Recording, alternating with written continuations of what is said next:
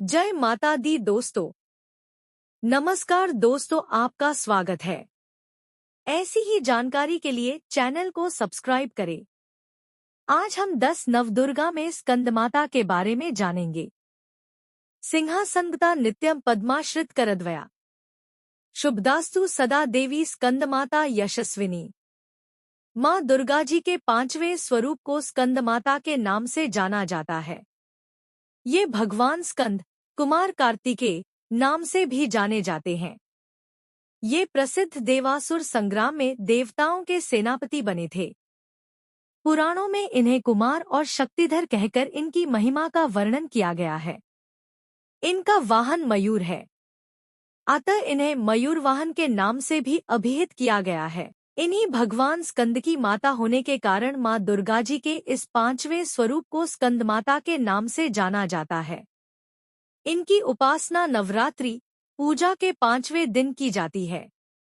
इस दिन साधक का मन विशुद्ध चक्र में अवस्थित होता है।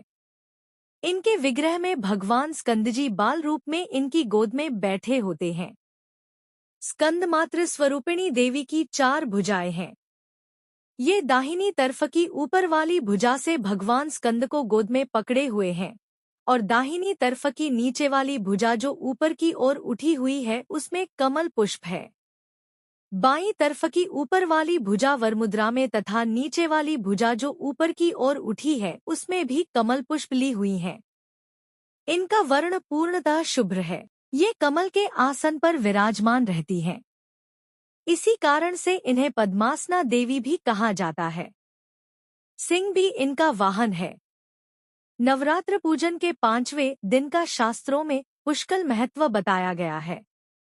इस चक्र में अवस्थित मन वाले साधक की समस्त बाह्य क्रियाओं एवं चित्तवृत्तियों का लोप हो जाता है। वह विशुद्ध चैतन्य स्वरूप की ओर अग्रसर हो रहा होता है।